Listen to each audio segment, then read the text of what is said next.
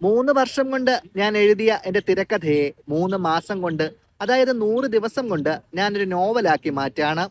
ഇന്ന് എൻ്റെ എഴുത്തിൻ്റെ 1-ാമത്തെ ദിവസം, ഡേ 1.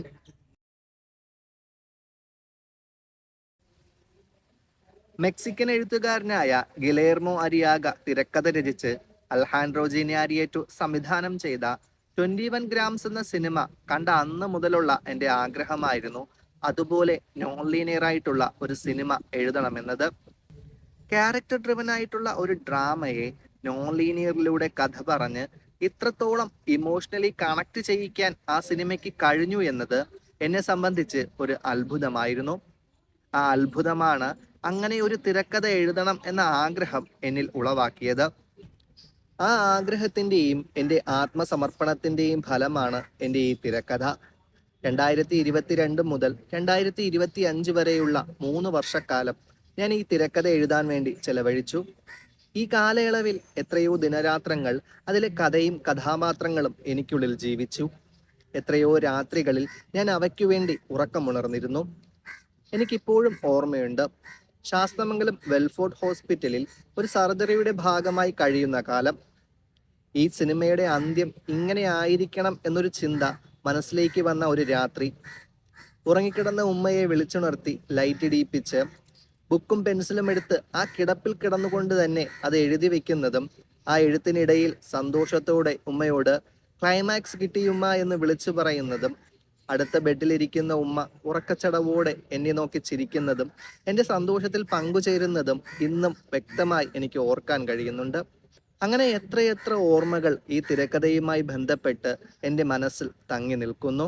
ഈ തിരക്കഥ എഴുതി പൂർത്തിയാക്കിയപ്പോൾ മഹത്തായ എന്തോ ഒന്ന് നേടിയതുപോലെയോ അല്ലെങ്കിൽ പുതിയൊരു വ്യക്തിയായി മാറിയതുപോലെയായിരുന്നു എൻ്റെ അനുഭവം. It remains one of the most precious moments of my life. എഴുത്തിൻ്റെ ആദ്യ ഘട്ടത്തിൽ തന്നെ ലിജോ ജോസ് പെല്ലിശ്ശേരിയുടെ സംവിധാനത്തിലൂടെ ഈ കഥ സിനിമയായി കാണണമെന്നായിരുന്നു എൻ്റെ ആഗ്രഹം. അതുകൊണ്ട് തന്നെ കഥ പൂർത്തിയാക്കിയ അന്നു മുതൽ അദ്ദേഹത്തിന് മെസ്സേജ് അയക്കുന്നത് ഒരു പതിവായിരുന്നു. വീൽ ചെയറിലിരിക്കുന്ന ഒരു വ്യക്തി എന്ന നിലയ്ക്ക് സംവിധായകരെയോ അഭിനേതാക്കളെയോ അല്ലെങ്കിൽ നിർമ്മാതാക്കളെയോ നേരിട്ട് സമീപിച്ച് കഥ പറയുക എന്നത് ഏറെ പ്രയാസകരമായ കാര്യമാണ്. അതുകൊണ്ട് അങ്ങനെ ഒരു അവസരം നേടിയെടുക്കാൻ എൻ്റെ മുന്നിലുള്ള മാർഗമെന്ന് പറയുന്നത് IFFK പോലുള്ള ഫിലിം ഫെസ്റ്റിവലുകളിൽ പങ്കെടുക്കുന്നതും സിനിമാ ലൊക്കേഷനുകളിൽ നേരിട്ട് പോകുന്നതുമായിരുന്നു. ഈ 2 മാർഗവും ലക്ഷ്യസ്ഥാനത്ത് എത്താത്തത് കൊണ്ട് എൻ്റെ മുന്നിലുള്ള മറ്റൊരു വഴി സോഷ്യൽ മീഡിയ വഴി ഇവരെ സമീപിക്കുക എന്നതായിരുന്നു. പക്ഷേ അങ്ങനെ മെസ്സേജൊക്കെ അയച്ചെങ്കിലും ലിജോ ചേട്ടനിൽ നിന്ന് മറുപടിയൊന്നും കിട്ടിയില്ല. അതുകൊണ്ട് ഞാൻ ഇഷ്ടപ്പെടുന്ന മറ്റ് സംവിധായകർക്ക് കൂടി ഞാൻ മെസ്സേജ് അയക്കാൻ തുടങ്ങി. അവരിൽ 1-2 പേരിൽ നിന്ന് എനിക്ക് മറുപടി കിട്ടി. അവർക്ക് സിനോപ്സിസ് അയച്ചു കൊടുക്കുകയും ചെയ്തു. പക്ഷേ ഇങ്ങനെയൊരു കഥ സിനിമയാക്കാൻ അവർക്ക് താല്പര്യമില്ലായിരുന്നു.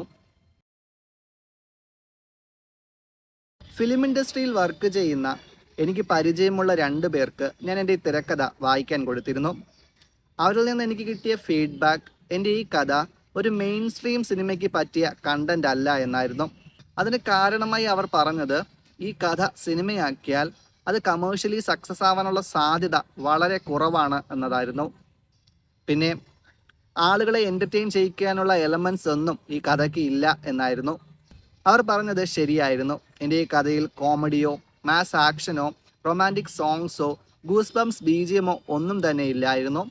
ഇതൊരു പ്യുവർ ഡ്രാമയാണ്, ഒരു character driven non linear drama.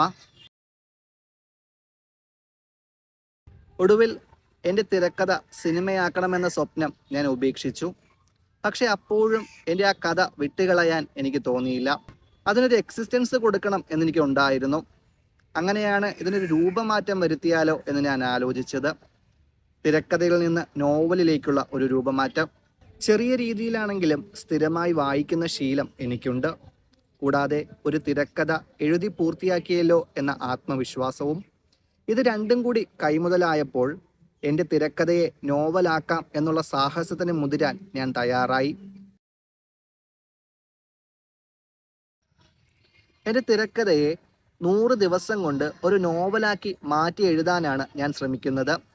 എൻ്റെ ആ റൈറ്റിംഗ് ജേണി ഡോക്യുമെൻ്റ് ചെയ്ത് 20 എപ്പിസോഡുള്ള ഒരു സീരീസ് ആയിട്ട് അപ്ലോഡ് ചെയ്യാനാണ് ഞാൻ പ്ലാൻ ചെയ്യുന്നത്. ആ സീരീസിൻ്റെ ഒന്നാമത്തെ എപ്പിസോഡാണിത്. ഇതൊരു ഇൻട്രൊഡക്ഷൻ വീഡിയോ ആയിട്ട് നിങ്ങൾ കണ്ടാൽ മതി. അപ്പോൾ മുന്നോട്ടുള്ള എൻ്റെ റൈറ്റിംഗ് ജേണിയിൽ ത്രൂ ഔട്ട് നിങ്ങൾ ഉണ്ടാവുമെന്ന് ഞാൻ പ്രതീക്ഷിക്കുന്നു. ആ പ്രതീക്ഷയോടെ ഞാൻ ഈ വീഡിയോ ഇവിടെ അവസാനിപ്പിക്കുന്നു. Start writing, keep writing. Until then, it's Shan pen signing of.